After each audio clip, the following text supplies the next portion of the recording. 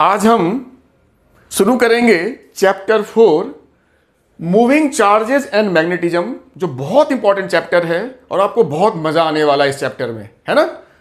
अब इस चैप्टर का अगर हम नाम देखें, chapter 4 NCERT moving charges and magnetism, ये नाम तो आपका एनसीईआरटी में है ना। लेकिन अगर हम फिजिक्स की बात करें तो फिजिक्स में जो ब्रांच है फिजिक्स का, उसका असल नाम है इलेक्ट्रोमैग्नेटिज्म।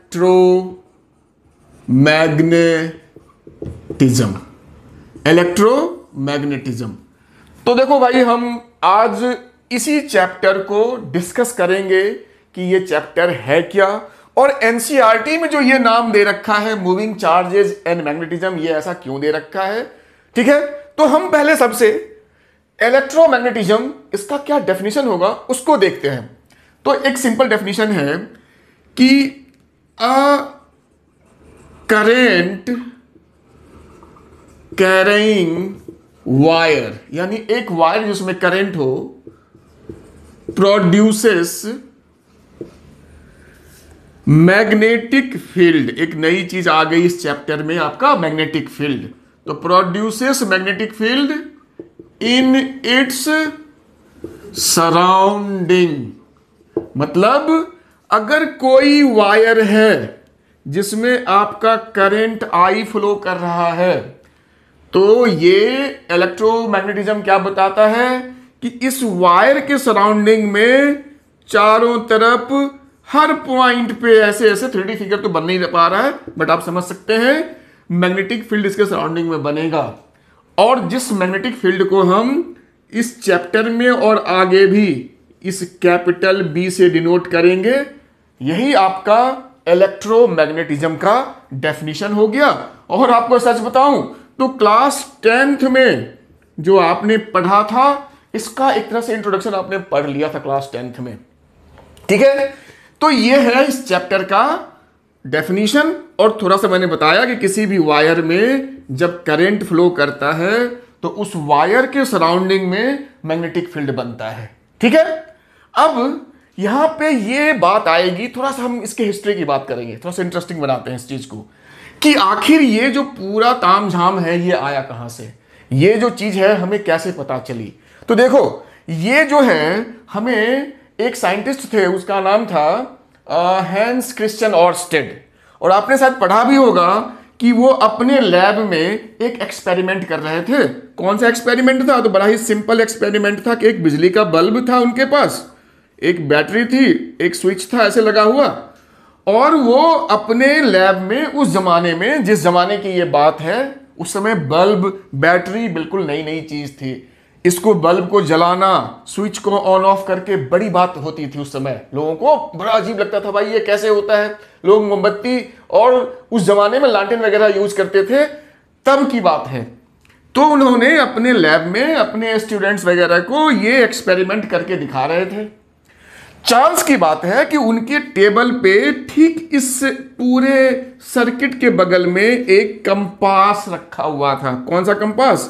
तो भाई आपको पता होगा ना, जिसमें नॉर्थ और साउथ होता है, और जो हमें बताता है किधर नॉर्थ है किधर साउथ है, यानी मैग्नेटिक फील्ड के अकॉर्डिंग ये बिहेव करता है। अब हुआ उस दिन क्या कि जब ऑर्स्टेड साहब इस एक्सपेरिमेंट को कर रहे थे, स्विच को बार बार ऑन या ऑफ करके इस बल्ब को ऑन या ऑफ कर रहे थे, तो अचानक उनकी जो निगाह है, उनकी नजर जो है, वो इस कंपास पे गई जो कि पास में रखा हुआ था। और हर बार जब भी स्विच को ऑन या ऑफ करें, ये कंपास उनका ऐसे ऐसे डिफ्लेक्शन शो करता था। तो शुरू में तो उनको लगा कि हो सकता है मुझे ऐसा धोखा हो रहा हो देखने में, या किसी और वजह से हिल रहा होगा। लेकिन बाद में जब उनको शक हुआ तो उन्होंने इस चीज को कंफर्म कर लिया कि ये तभी हिल रहा है, इस टेबल पे जो रखा हुआ है, जब भी मैं इस सर्किट को स्विच ऑन या ऑफ करता हूं, उसके अकॉर्डिंग ये डिफ्लेक्शन शो करता है। ये बहुत बड़ी बात थी उस जमाने के हिसाब से। इसलिए बड़ी बात थी कि जिस जमाने की हम बात कर रहे हैं, उस समय करंट यानी इलेक्ट्रिसिटी और मैग्नेटिज्म, ये दोनों दो अलग अलग चीजें लोग समझते थे। आपस में इनका कोई रिलेशन है ऐसा उनके दिमाग में आया भी नहीं था, या सोच भी नहीं सकते थे वो। लेकिन उस दिन जिस दिन उन्होंने इस चीज को नोटिस किया या कहो एक्सीडेंटली एक एक्सपेरिमेंट कर लिया, तो उनको लगा इस करंट का जो इस सर्किट में है और इसका हिलना यानी मैग्नेटिक फील्ड का आपस में कोई रिलेशन है, और ये बात एस्टेब्लिश हो गई। बार बार एक्सपेरिमेंट करके उन्होंने या बाकी और लोगों ने भी इसको करके देखा, और ये बात पक्की हो गई कि किसी वायर में अगर करंट हो तो उसके सराउंडिंग में मैग्नेटिक फील्ड बनता है। भाई तभी तो ये रेस्पॉन्स करता था ना, इसकी वजह से इसके सराउंडिंग में फील्ड बनता होगा मैग्नेटिक, और उस मैग्नेटिक फील्ड की वजह से ये हिलता होगा। तो ये बहुत बड़ी डिस्कवरी थी जो कि मतलब कह सकते हो कि एक्सीडेंटली हमें पता चला। और एट दैट डे, उसी दिन, करंट और मैग्नेटिक फील्ड यानी करंट और मैग्नेटिज्म दोनों में एक रिलेशन है, ये हमें पता चला। और a new branch of physics that is your electro यानी करंट और मैग्नेटिज्म यानी मैग्नेटिक जो भी है, वो नया ब्रांच आपका उस दिन बॉर्न हुआ, उस दिन उसका जन्म हुआ, वो पैदा हुआ। तो इलेक्ट्रोमैग्नेटिज्म का आपने थोड़ा सा इंट्रोडक्शन समझा, हिस्टोरिकल इसकी कहां पे कहानी थी, ये कहां से कहानी शुरू हुई।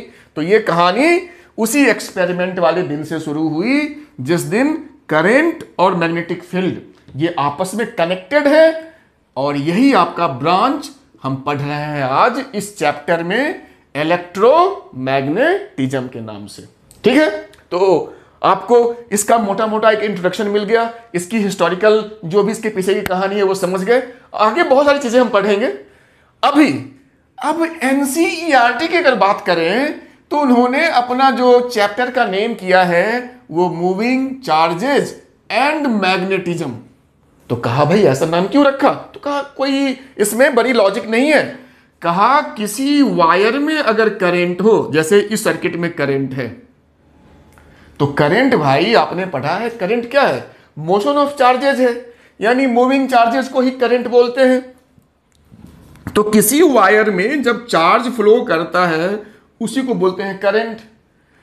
तो मूविंग चार्जेस यानी करंट, और इसकी वजह से जो इसके सराउंडिंग में मैग्नेटिक फील्ड बना, जिसकी वजह से ये कंपास हमें डिफ्लेक्शन शो कर रहा था, तो हो गया मूविंग चार्जेस, और उसकी वजह से जो मैग्नेटिक एक फील्ड क्रिएट हुआ या मैग्नेटिक प्रॉपर्टी हमें देखने को मिलता है। तो ये था एनसीईआरटी के नाम के पीछे का रीजन, या इसका हमने आपको मीनिंग बताया कि मूविंग चार्जेस एंड मैग्नेटिज्म, किसी वायर में करंट यानी मूविंग चार्ज और उसकी वजह से सराउंडिंग में मैग्नेटिक फील्ड, भाई तभी तो ये हिलता है कंपास। तो ये था आपका मोटा मोटा इस चैप्टर का एक देसी स्टाइल में या देसी लहजे में आपका इंट्रोडक्शन, आपके समझ में आ गया होगा। अब आगे थोड़ी बात को बढ़ाएं तो इस चैप्टर में जो एक नई फील्ड हमें देखने को मिलेगा वो है आपका ये मैग्नेटिक फील्ड बी। ध्यान रखना, जो इलेक्ट्रिक फील्ड है भाई उसको हम लोग ई लिखते थे। तो कुछ बच्चों ने मेरे से कई बार पूछा कि सर मैग्नेटिक फील्ड को आप एम लिखो ना, मैग्नेटिक एम लिखो जब आप इलेक्ट्रिक को ई लिखते हो। अब मुझे नहीं पता कि ये बी इन्होंने क्यों लिखा, इन्होंने एम क्यों नहीं लिया। जो हमारी बुक में या जो पूरी दुनिया की किताब में, पूरी दुनिया की बुक्स में मैग्नेटिक फील्ड को एम से कहीं नहीं लिखा जाता है, सारी जगह पे बी यूज होता है।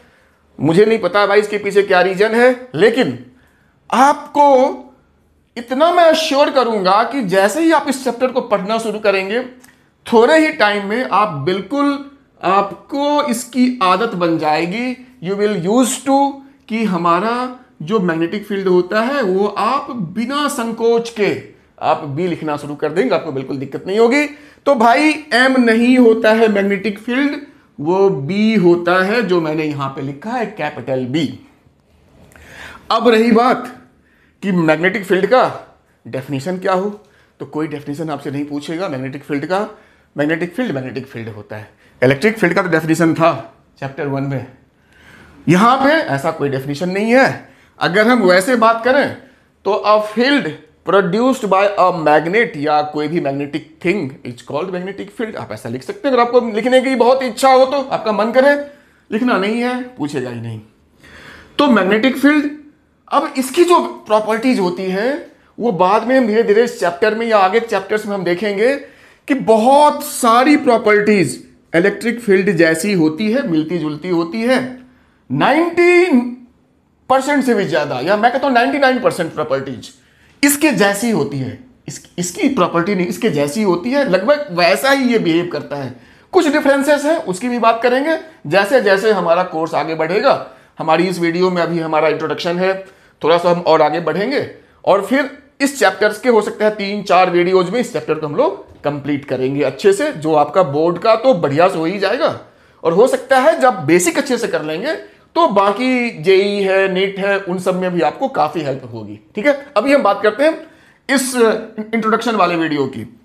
तो जो मैग्नेटिक फील्ड है, मैंने कहा इलेक्ट्रिक फील्ड जैसा ही होता है, बहुत मिलता जुलता। उसको बी से डिनोट करते हैं, एम से नहीं करते हैं। मैं फिर कह रहा हूं, इसकी डेफिनेशन नहीं पूछेगा। मैंने मजाक में बता भी दिया कि किसी भी मैग्नेट से जो प्रोड्यूस होता है field, you can say this is magnetic field. ये वेक्टर क्वांटिटी है, ये समझना है। Magnetic field is a vector quantity. मैंने कहा ना इलेक्ट्रिक फील्ड जैसा बहुत कुछ प्रॉपर्टी है, वो भी वेक्टर था, ये भी वेक्टर है, यानी इसका डायरेक्शन होता है। और इसका जो एसआई यूनिट होता है बड़ा इंटरेस्टिंग है। क्या होता है? उसको बोलते हैं टेस्ला। निकोला टेस्ला एक बहुत ग्रेट साइंटिस्ट थे, शायद आपने नाम सुना होगा। भाई जितना वो ग्रेट बंदा था ना, उतना उसे पॉपुलैरिटी नहीं मिली, या हो सकता है आपने नाम सुना हो। बहुत ग्रेट बंदा था निकोला टेस्ला। और अभी जो वो एलन मस्क की कंपनी है ना, टेस्ला मोटर्स, उसने ये नाम वहीं से उड़ाया है, टेस्ला वाले से ही। तो खैर, मैग्नेटिक फील्ड वेक्टर क्वांटिटी होती है और उसका एसआई यूनिट टेस्ला होता है। ध्यान रखिएगा, इसको हमेशा कैपिटल टी से लिखेंगे। मतलब अभी के बाद 3-4 चैप्टर्स आगे भी मैग्नेटिक फील्ड बहुत ज्यादा यूज होता है हमारे फिजिक्स में। तो उसका सिंबल फील्ड का बी है और टेस्ला उसका एसआई यूनिट है। मतलब ऐसे लिख सकते हैं, कहीं पे आपको दे रखा है मैग्नेटिक फील्ड तो लिखेंगे B equals to let suppose 5 tesla, ऐसे इसको हम लोग डिनोट करेंगे। ये हो गया मैग्नेटिक फील्ड और ये उसकी वैल्यू हो गई, ये उसका एसआई यूनिट हो गया। ठीक है, इसका डायरेक्शन भी होता है, उसकी बात हम बाद में करेंगे, है ना।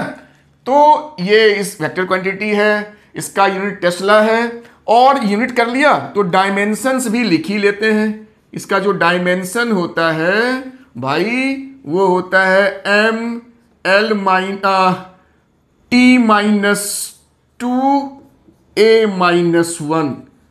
जरूरी है कभी कभी सीधा, देखो अब तो ऑब्जेक्टिव का जमाना है, एमसीक्यू क्वेश्चंस में आपसे सीधा पूछेगा डायमेंशन ऑफ मैग्नेटिक फील्ड।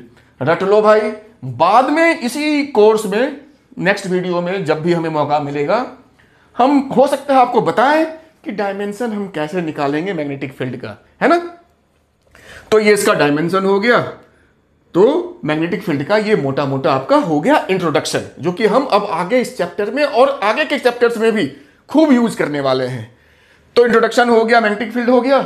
अब थोड़ा सा हट के बात करते हैं कुछ नए टाइप के सिंबल्स की, जो कि हमें इस चैप्टर में और आगे भी खूब यूज होगा। तो हम उन सिंबल्स की बात करते हैं। सबसे पहला वो सिंबल है डॉट। उसको एक सर्कल में ऐसे घेर के दिखा दो या केवल ऐसे दिखाओ।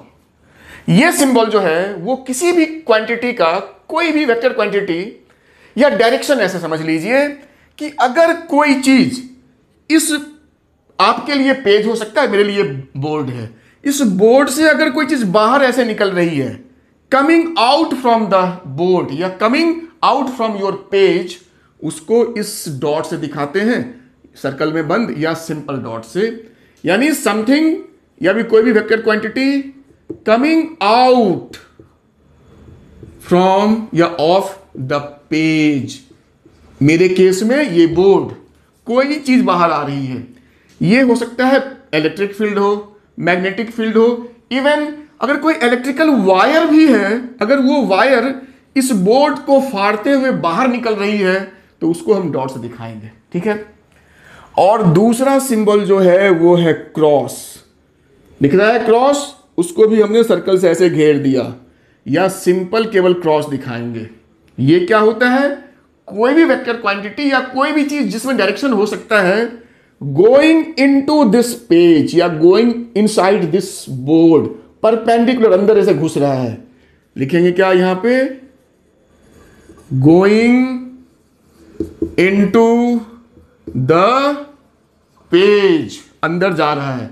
इलेक्ट्रिक फील्ड हो सकता है, मैग्नेटिक फील्ड हो सकता है, कोई इलेक्ट्रिकल वायर हो सकती है, यही हो सकता है ना।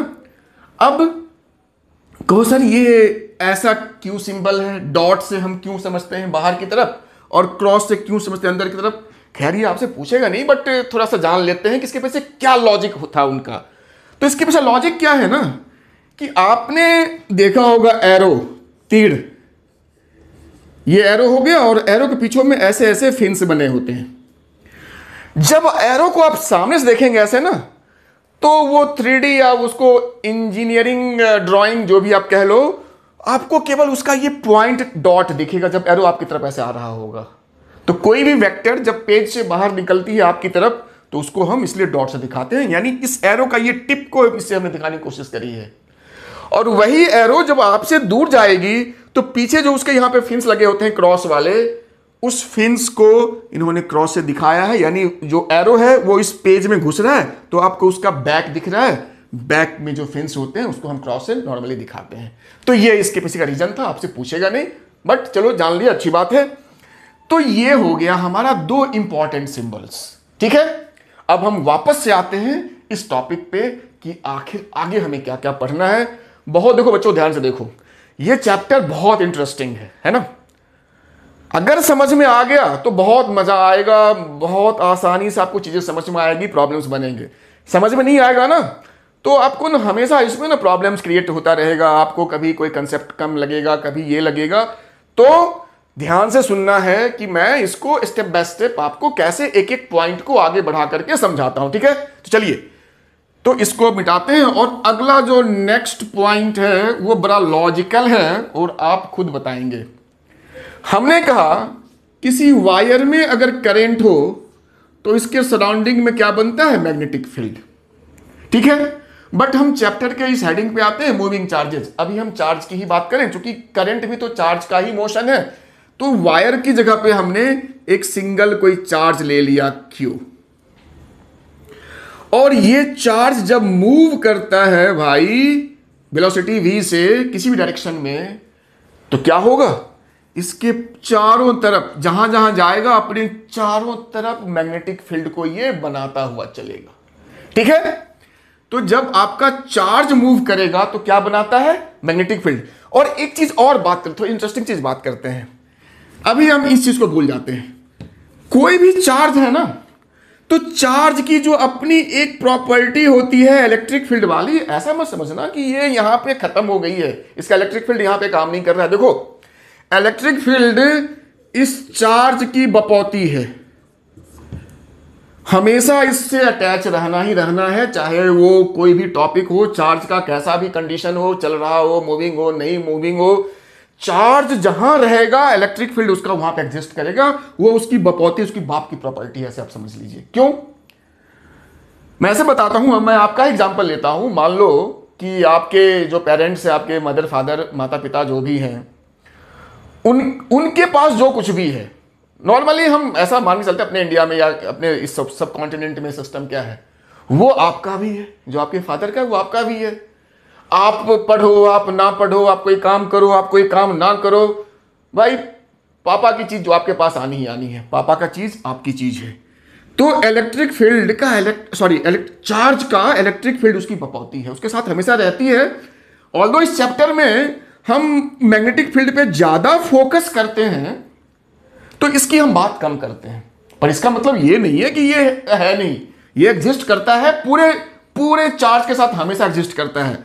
इस चैप्टर में चूंकि मैग्नेटिज्म पे हमने फोकस करा है, तो हम बी की ज्यादा बात करते हैं, ई की बात कम करते हैं। लेकिन इसको हम ऐसा नहीं समझना कि ये है ही नहीं, ये इसके साथ है, हमेशा रहेगा। अब आपकी ही मैं बात करता हूं। मान लो कि आपके फादर की जो भी संपत्ति है, जो भी प्रॉपर्टी है, वो आपकी प्रॉपर्टी है। लाइक किसी चार्ज की जो इलेक्ट्रिक फील्ड होती है, उसकी बपौती है, उसके बाप की संपत्ति है, उसकी बाप की दौलत है, वो तो उसके साथ रहेगी, चाहे आप अच्छा करो, आप बुरा करो, कुछ भी करो। लेकिन अगर आपने मेहनत किया, आप अपने लाइफ में मूव करना शुरू करते हो, कुछ भी अच्छा, वो मीन्स कुछ अच्छा करते हो, पढ़ाई लिखाई जॉब बिजनेस जो भी है। तो वैसे ही जब ये चार्ज मूव करना शुरू करता है वेलोसिटी के साथ, तो जब आप मूव करोगे अपनी लाइफ में कुछ करोगे तो आप एडिशनल, ये तो आपके पास है ही इलेक्ट्रिक फील्ड यानी फादर की प्रॉपर्टी, आप एडिशनल कुछ क्रिएट करते हो। इन द सेम वे जब कोई चार्ज मूव करता है तो इलेक्ट्रिक फील्ड तो उसके साथ होता ही होता है, वो तो कहीं नहीं जाने वाला है। ये अपने सराउंडिंग में पता नहीं क्यों मैग्नेटिक फील्ड प्रोड्यूस करना, ये तो मैं शुरू से कह रहा हूं कि कोई भी moving charge produces magnetic field, उसी को मैं थोड़ा सा डिटेल में समझाने की कोशिश कर रहा हूं कि जब कोई चार्ज मूव करता है तभी ये फील्ड क्रिएट होता है। जैसे आप जब कुछ काम करेंगे तभी आपके पास फादर के प्रॉपर्टी के साथ एडिशनल कुछ आएगी, एडिशनल, तो ये तो उसके साथ है ही। तो जब ये मूव करता है तो एडिशनल उसके साथ एक चीज जुड़ जाती है, वो है उसका मैग्नेटिक फील्ड। और क्यों जुड़ती है इस डिटेल में जाना भी नहीं है, और शायद ये इसका सही आंसर भी अभी हमारे लेवल पे नहीं है। बस ये समझो जब कोई चार्ज मूव करना शुरू करती है it starts producing magnetic field also, ये तो उसके साथ है ही, इसको मत भूलिएगा। इस पूरे चैप्टर में हम इस पे फोकस करते हैं बट इसको नहीं बोलना है, मैं बार बार इस बात को कह रहा हूं। तो यही है मूविंग चार्जेस एंड मैग्नेटिज्म। जब कोई चार्ज मूव करना शुरू करता है तो अपने पूरे सराउंडिंग में वो मैग्नेटिक फील्ड बनाने लगता है। तो अब यहां पे आपसे मैं एक छोटी सी बात पूछूंगा कि अगर ये चार्ज मूव करने के बाद मैग्नेटिक फील्ड बना रहा है तो क्या हम कह सकते हैं this charge is behaving like a tiny magnet, कह सकते हैं? भाई मैग्नेटिक फील्ड बना रहा है तो मैग्नेट कहने में क्या बुराई है? मैग्नेटिक फील्ड कौन बनाता है? मैग्नेट ही बनाता है। अब जरूरी नहीं है कि मैग्नेट बिल्कुल मैग्नेट जैसा दिखे तभी हम कहेंगे कि ये मैग्नेट है। अगर ये चार्ज मूविंग मैग्नेटिक फील्ड बना रहा है तो ये मैग्नेट है, सिंपल सी बात है। और हम इस ग्राउंड पे कह सकते हैं a moving charge is behaving just like a tiny magnet, छोटे छोटे मैग्नेट पे बिहेव करता है। ठीक है, अब अगला स्टेप, अगर इस चार्ज को यहां पे मैं बना रहा हूं एक्सटर्नल मैग्नेटिक फील्ड बी, और ये कहां से आया? तो हो सकता है यहां पे कोई बड़ा सा मैग्नेट रखा हुआ हो, मे बी जो इस फील्ड का सोर्स है, कोई मैग्नेट हो या कुछ भी हो। मतलब जब आपका चार्ज किसी एक्सटर्नल मैग्नेटिक फील्ड में जब मूव करेगा तो क्या होगा? इसको ऐसे समझिए कि अगर कोई यहां पे एक मैग्नेट, छोटा सा मैग्नेट किसी फील्ड में अगर डाल दें तो क्या होगा? इस पे फोर्स क्रिएट होगा। भाई कोई मैग्नेट किसी मैग्नेट की वजह से अट्रैक्ट हो गया, रिपेल होगा। वही बात हो गई कि छोटा सा मैग्नेट, मैंने यहां पे नॉर्मल मैग्नेट डाल दिया, बार मैग्नेट, किसी भी एक्सटर्नल मैग्नेटिक फील्ड में, मतलब किसी मैग्नेट के सराउंडिंग में, तो इट विल एक्सपीरियंसेस फोर्स, ये फोर्स फील करेगा, अट्रैक्टिव या रिपल्सिव वो तो बात की बात है। इन द सेम वे अगर कोई चार्ज है जो मूव कर रहा है तो भाई हमने लिखा है ना कि वो मैग्नेट की तरह बिहेव करता है, तो इसका मतलब moving charge is also behaving like a magnet, और ये मैग्नेटिक फील्ड पहले से यहां पे है, तो ये चार्ज जो है डेफिनेटली आपका फोर्स फील करेगा। यही बात मुझे समझाना था। सबसे इंपॉर्टेंट चीज मैं कह सकता हूं इस पूरे अभी के वीडियो का, इस लेक्चर का, यही चीज समझना था कि moving charge we can assume as a magnet, और जब वो किसी मैग्नेटिक फील्ड में मूव करेगा तो भाई वो एक फोर्स एक्सपीरियंस करेगा। ये सिंपल सी बात है। इसी फोर्स को अगर देखा जाए तो बोलते हैं लॉरेंज फोर्स, जो आपने नाम सुना होगा, लॉरेंज फोर्स। अब moving charge when moves inside a magnetic field, उसे देखो, इसका डेफिनेशन मैं बात बता देता हूं। इसका डेफिनेशन जब आप अपने एनसीईआरटी में पढ़ेंगे तो वहां उन्होंने इलेक्ट्रिक फील्ड को भी इग्नोर नहीं किया है। कहा कि कोई चार्ज जब इलेक्ट्रिक फील्ड भी हो और मैग्नेटिक फील्ड भी हो एक ही जगह पे, यहां इलेक्ट्रिक फील्ड भी सपोज है, और जब वो उसमें मूव करेगा तो भाई चार्ज है, इलेक्ट्रिक फील्ड है, तो उस पर force E into Q, chapter 1 को देखिए, ये तो होगा ही होगा। मैं बार बार कह रहा हूं कि भाई इसकी बात कम करते पर ये तो होगा ही होगा। साथ ही साथ मैग्नेटिक फील्ड में भी इस पे फोर्स होगा, वही तो मैं समझा रहा हूं, because a moving charge is a magnet, और ये मैग्नेटिक फील्ड है, तो हो गया इस पे दो फोर्स, एक तो हो गया इलेक्ट्रिक फोर्स और दूसरा हो गया आपका मैग्नेटिक फोर्स। वो क्या हो जाएगा, वो फोर्स जो होता है उसका हम डेरिवेशन नहीं करेंगे, वो होता है q v B sine theta. ये आपको एज इट इज इसको ले लेना है, इसके पीछे कोई डेरिवेशन नहीं है। इसको ऐसे डिराइव कर सकते हैं कि this force, this magnetic force will be proportional to क्या, जितना बड़ा चार्ज उतना बड़ा फोर्स। कॉमन सेंस की बात है। जितना ये तेज भागेगा तो ये जो चार्ज है उतना ही स्ट्रॉन्ग मैग्नेटिक फील्ड बनाएगा, क्योंकि इसके चलने से ही फील्ड बनती है। तो तेज भागेगा तो ये ज्यादा होगा, यानी वेलोसिटी के भी प्रोपोर्शनल होगा। और जो एक्सटर्नल फील्ड है मेरा बी, वो जितना स्ट्रॉन्ग होगा वो भी इसके साथ प्रोपोर्शनल हो गया। तो जो लॉरेंज फोर्स मेरा मैग्नेटिक है ये क्यू वी बी के प्रोपोर्शनल है। और कहता है भाई ये अगर ऐसे भागेगा सब एंगल थीटा, तो भाई थीटा कभी 0 होगा तो फोर्स कुछ और होगा, थीटा 90 होगा तो कुछ और होगा। तो कहा भाई देखा गया एक्सपेरिमेंटली कि ये थीटा पे भी डिपेंड करता है एज साइन थीटा। तो हमारा लॉरेंज फोर्स मैग्नेटिक स्पेशली हम बात करेंगे वो हो गया ये। अगर टोटल फोर्स की बात करें तो आपको फोर्स में लिखना पड़ेगा, एक तो electric force E q plus q v B sine theta, this is your total Lorentz force on a charge moving inside a magnetic and electric field. But मैं बार बार कह रहा हूं आपको फोकस करना है केवल मैग्नेटिक प्रॉपर्टी पे। इलेक्ट्रिक फील्ड की हम बात रेयरली करते हैं, कम करते हैं। तो ये था हमारा, फिर से कहता हूं, चार्ज मूविंग यानी बिहेव्स लाइक अ मैग्नेट। जब मैग्नेट किसी मैग्नेटिक फील्ड में जाएगा तो फोर्स फील करेगा, इसी फोर्स को कहते हैं Lorentz force, that is your q v B sine theta. अब छोटी सी बात लास्ट में चलते चलते फिर अगले वीडियो में इस चीज को आगे बढ़ाएंगे कि जो वर्क डन होता है जब भी लॉरेंज फोर्स है और यहां पे मूवमेंट भी है, तो कहा सर वर्क डन होना चाहिए, तो कहा वर्क डन जो होता है हमेशा 0 होता है बाय लॉरेंज फोर्स। क्यों? क्योंकि इसमें हमेशा जो डिस्प्लेसमेंट है, डिस्प्लेसमेंट और फोर्स आप देखेंगे तो 90 डिग्री पे होते हैं, जिसकी वजह से लॉरेंज फोर्स के द्वारा जो वर्क डन होगा वो हमेशा 0 होगा। तो भाई ये एमसीक्यू में कंसेप्चुअल क्वेश्चंस में ये पूछ सकता है, तो इस पे आप ध्यान रखेंगे। तो आज हमारा जो मेन था वो इंट्रोडक्शन था और लॉरेंज फोर्स तक हमने आपको समझाया। और इस चैप्टर का मेन चीज हमने समझा कि moving charge behaves like a tiny magnet या करंट इन अ वायर, तो दिस वायर इज बिहेविंग या will behave like a magnet. और इसकी क्या क्या प्रॉपर्टीज आगे होगी, क्या क्या हमें पढ़ना है, वो 2, 3, 4 वीडियोज में हम करेंगे इस पूरे चैप्टर को बहुत अच्छे से।